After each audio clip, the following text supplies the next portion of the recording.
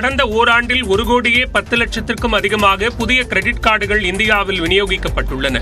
இது தொடர்பாக Indies equity advisers அமைப்பு வெளியிட்டுள்ள தரவுகளின்படி கடந்த ஆண்டு நவம்பர் மாதத்தில் 9,60,00,000 இருந்த கிரெடிட் கார்டுகளின் எண்ணிக்கை நடப்பாண்டு 10,72,00,000 உயர்ந்திருப்பதாக தெரிவிக்கப்பட்டுள்ளது.